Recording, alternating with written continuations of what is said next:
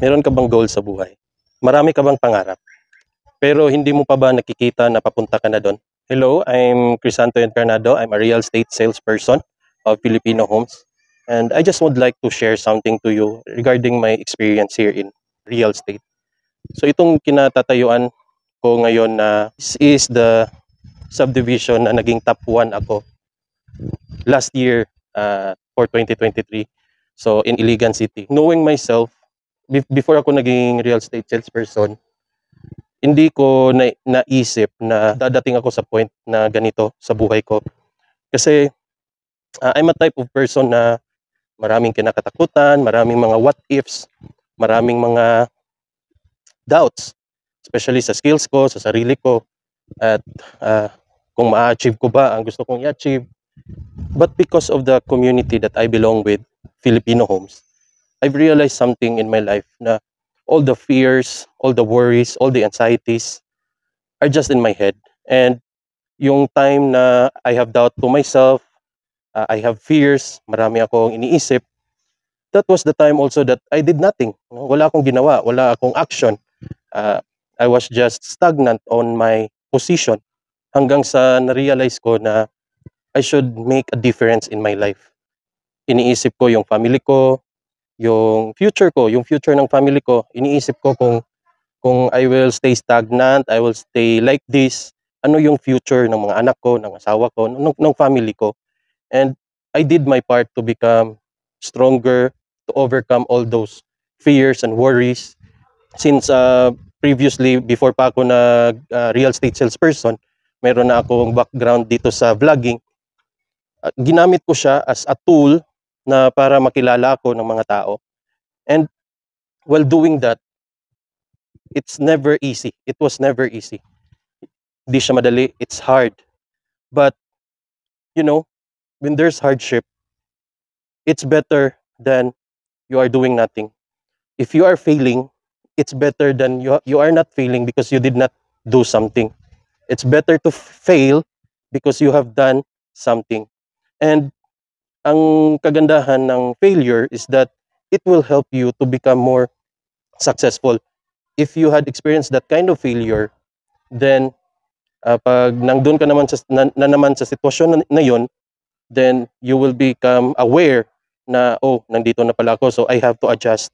Yung pinakakalaban talaga natin when it comes to achieving our goal, the success in life, is yung sarili lang din natin. Ourselves. The greatest enemy that we have that hinders us to do whatever we want is ourselves. Kung nag-overthink ka, kung ang dami mong iniisip na negative sa sarili mo, then yung pumapasok din sa buhay mo is puro negative. But when you look at the positive side of it, of everything that you see around you, all the positive things will also come to you.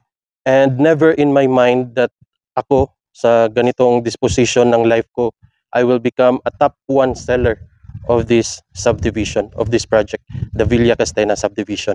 And na-achieve ko to because of a leap of faith. Kasi sa experience ko, God is the one that really pushes me. And aside from that, He always reminded me of my family, of our situation, of our current life today, that He reminded me always, and He is telling me that to do my best, to do my part to become successful in life. The greatest person na magiging image or idol natin when it comes to passion, when it comes to fulfillment, when it comes to success, when it comes to overcoming the devil, it's Jesus Christ. And itong mga nangyayari sa atin ngayon na naghihinder sa atin to stop doing our best for our future, those are like the passions na dinadaanan ni Jesus Christ. And for me, iniisip ko sarili ko that those times, I feel that I was like somebody was crucifying me, somebody was punishing me at my back, somebody was pulling me down. But I still continue because I have been reminded of how Jesus Christ, our Lord, had take His passion, had do everything to save us from our sins. With that, I am so blessed to have this community, the Filipino Homes. Isa din yun is to have a community that will help you, your growth in real estate. And for me, hindi ko pa naman masasabi na I am super successful, but I am going there. I am pushing the boundaries. Kumbaga, I am now in the wall like this. This is the wall of the house. At least ngayon, I am pushing it forward. And also, what helps me to push the wall in front of me is the trainings that I have with our community, the Filipino Homes, and our realty, the Luterio Realty. And kung kaya ko, kaya nyo din.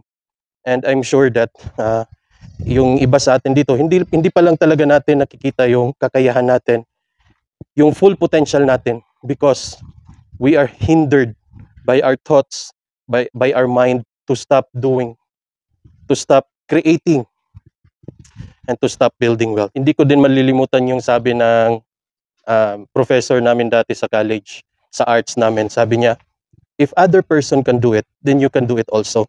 Kasi naging advisor namin siya. Ito yung palaging sinasabi niya sa amin paulit-ulit na, if others can do it, then you can do it too. And always remember, don't take away in the equation of the presence of God, because that is the only way that we can pursue our dreams. He is the only way that can help us to achieve our goals. And as my channel says, Unboxing Real Estate PH, this is my take on it. Kung bakit tinawag ko na Unboxing Real Estate PH. It's because yung lahat ng meron sa atin ngayon, nakabox yan lahat. Parang gift, di ba? The gift, when somebody gives you a gift during your birthday, during Christmas Day, or during New Year, or your special one during Valentine's Day, everything na nasa sa atin ngayon is para siyang gift. And in order for you to know what's inside the gift, you have to unbox it.